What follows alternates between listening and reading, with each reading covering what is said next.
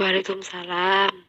Nggih, Bu Alfa, saya sendiri pribadi sangat setuju apabila dikatakan literasi sains siswa-siswi sekarang, khususnya di madrasah kita, pada umumnya di sekolah manapun memang sangatlah rendah. Jadi untuk pembelajarannya kita juga harus memikirkan alternatif atau solusi bagaimana agar mereka bisa meningkatkan literasi sains. Kalau menurut saya, nggih, jadi jika hanya dijelaskan dengan metode ceramah atau mereka hanya disuruh membaca atau mempelajari sendiri, saya rasa itu tidak akan berjalan karena mereka cenderung lebih jenuh mungkin, nggih. Jadi memang kalau menurut saya untuk pembelajarannya kita bisa menggunakan metode model pembelajaran berbasis masalah atau problem based learning ataupun biasa disingkat PBL. Di situ anak-anak kita berikan suatu problem atau masalah yang mereka harus menemukan solusi atau penyelesaiannya. Jadi di situ kan mereka otomatis mau nggak mau pasti meningkatkan literasi mereka untuk mencari bagaimana cara menyelesaikan masalah tersebut, sekaligus juga meningkatkan kreativitas mereka. Jadi kalau saya rasa itu model yang tepat untuk meningkatkan literasi sains pada siswa-siswi. Sebetulnya juga bisa menggunakan pembelajaran konseptual. Tapi kalau saya rasa di sistem peredaran darah ini, kalau pembelajaran konseptual itu kan melalui pengalaman nyata gitu.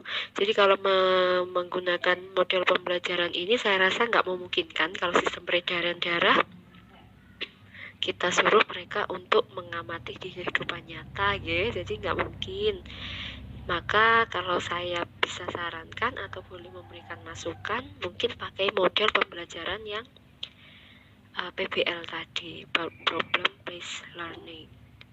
Lalu yang kedua tentang solusi untuk media pembelajaran untuk meningkatkan literasi, bisa menggunakan e-modul mungkin Bu, mengingat anak-anak zaman sekarang kurang bisa atau mungkin sama sekali tidak bisa lepas dari gadget mereka.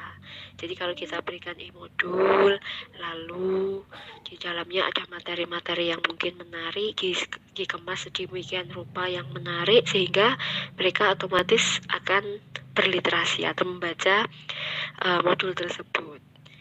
Untuk pilihan yang lain sebetulnya juga ada e-komik, tapi kok saya rasa kalau e-komik ini kurang efektif untuk pembelajaran sains, terutama untuk misalkan sistem peredaran darah yang harus membahas atau menjelaskan bagaimana sistemnya.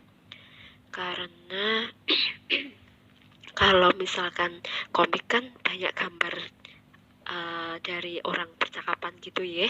Jadi untuk tulisan atau teksnya yang bisa dibaca nanti cenderung space-nya sedikit sehingga kurang maksimal juga untuk meningkatkan literasi. Dan kalau misalkan mereka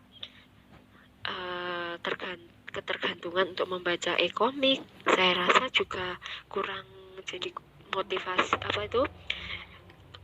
kurang